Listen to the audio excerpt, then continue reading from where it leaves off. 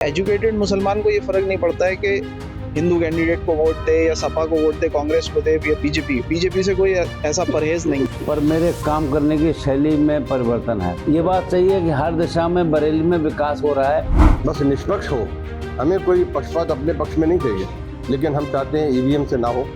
लेकिन जनता ज़्यादा आश्वस्त रहेगी अगर बैलेट पेपर से होगा। सरकार को इन सब चीज़ों के लिए सोचना चाहिए कि किस तरीके से देश के अंदर, आज हमारा देश है वहाँ सबसे ज़्यादा यूथ रहता है, और जिस तरीके से यूथ पर अगर आपके पास ज़्यादा हाथ है काम करने के लिए तो आप उनसे काम लीजिए, लेकिन आज आप काम नहीं ले पा रहे हैं और सिर्फ जो है जाति के आधार पे, धर्म के आधार पे बांट करके सिर्फ वोट करना और उसको जो है पॉलिटिक्स में लाना, ये सही नहीं है। बरेली में संतोष गंगवार बतौर सांसद अपनी 9वीं जीत की तलाश में जमीन पर उतरकर अपने जनाधार से सीधे कनेक्ट होने की कवायद में जुटे हुए हैं। संतोष गंगवार के साथ उत्तराखंड के पूर्व सीएम त्रिवेंद्र सिंह रावत भी बीजेपी के लिए जनता के बीच मेहनत करते हुए नजर आ रहे हैं।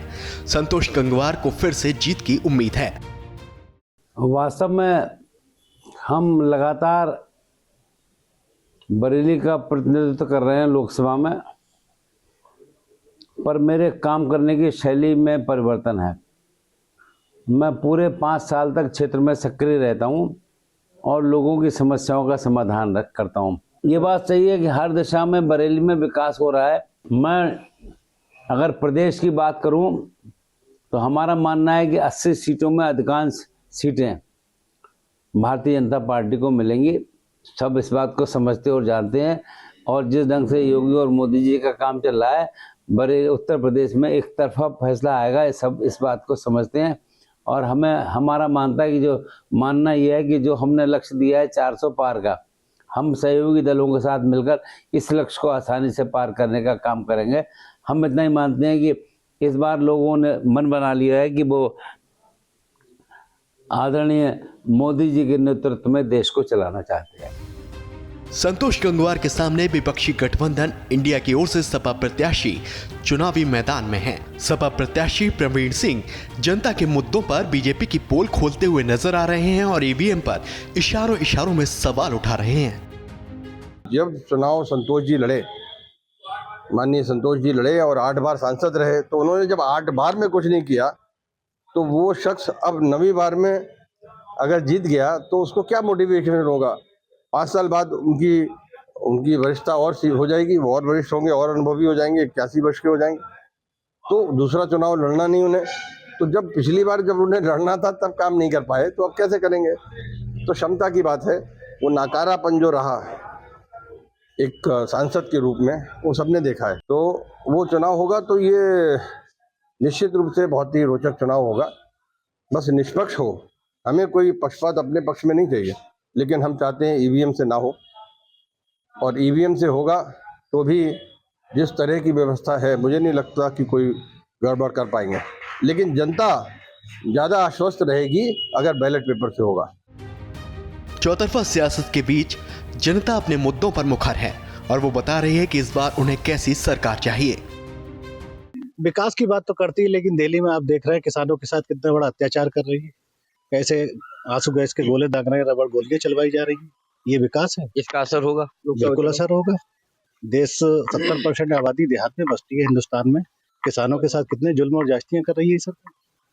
क्या मुद्दे हो सकते हैं इस बार? एक सबसे प्रमुख मुद्दा जो देश में है वो शिक्षा और स्वास्थ्य का मुद्दा है, क्योंकि बेसिक नीड है। अगर कोई भी व्यक्ति शिक्षित होगा तो वो अपने हक की सारी ज़रूरतें पढ़ लिख के पूरी कर सकता है। और स्वास्थ्य की सेवाएं इसलिए ज़रूरी हैं क्योंकि बीमारी कभी भी कोई किसी का घर अमीर या गरीबी देख के नहीं आती। जो इंसानियत की बात करेगा और सेकुलर कैंडिडेट होगा, उसको मुसलमान वोट करना चाहिए, और एजुकेटेड मुसलमान है जो, तो वो अपना एजेंडा यही रखता है कि उसका विकास होना चाहिए।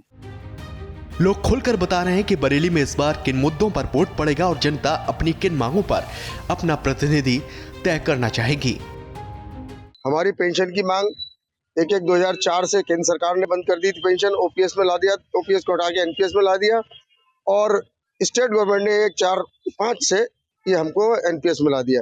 तभी से हमारी लड़ाई जारी है, और आज स्थिति ये है हर विभाग में 90% कर्मचारी एनपीएस के हो गए हैं, और सरकार के कान पर जू नहीं रेंग रही है। हम लोगों ने दिल्ली में बहुत बड़ा प्रदर्शन किया, कई बार किया, लाखों लाख कर्मचारियों को प्रदर्शन किया, लेकिन सरकार मानने को तैयार नहीं है। जो भी व्यक्ति है वो एक लंबी पढ़ाई करने के बाद जो है वो सरकारी सेवाओं में आता है और देश की जो है इकोनॉमी को बढ़ाने में आगे काम करता है।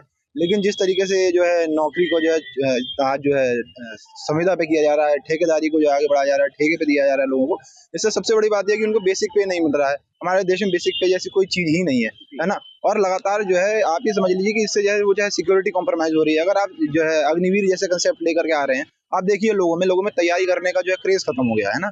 बहुत लंबे समय से जो लोग वाकई में इसकी तैयारी कर रहे थे, जो आर्मी के लिए इतना लगे हुए लोग थे, आज वो क्रेज भी खत्म हो गया है। और इन सब चीजों को मुझे लगता है कि जो है लोगों के अंदर जो है एक डिमोटिवेशन बहुत ज्यादा बढ़ रहा है और सरकार को इन सब चीजों के लिए सोचना चाहिए कि किस तरीके से देश के अंदर आज जो हमारा देश है वहाँ सबसे ज्यादा यूथ रहता है और जिस तरीके से यूथ को अगर आपके पास ज्यादा हाथ है काम करने के लिए तो आप उनसे काम लीजिए, लेकिन आज आप काम नहीं ले पा रहे हैं और सिर्फ जो है जाति के आधार पे, धर्म के आधार पे बांट करके सिर्फ वोट करना और उसको जो है पॉलिटिक्स में लाना, ये सही नहीं है। बहरहाल एक और जनता के मुद्दे हैं और उन मुद्दों पर जनता की मांगे, तो दूसरी ओर सियासी शोर है और पक्ष विपक्ष के बीच आरोप प्रत्यारोप की जोर आजमाइश चल रही है ताकि जनता को साथ कर दिल्ली तक का रास्ता तय किया जा सके। ब्यूरो रिपोर्ट, श्रेष्ठ यूपी। उत्तर प्रदेश की हर खबर से अपडेट रहने के लिए श्रेष्ठ यूपी को करें सब्सक्राइब, बेल आइकन दबाएं और देखते रहें श्रेष्ठ यूपी।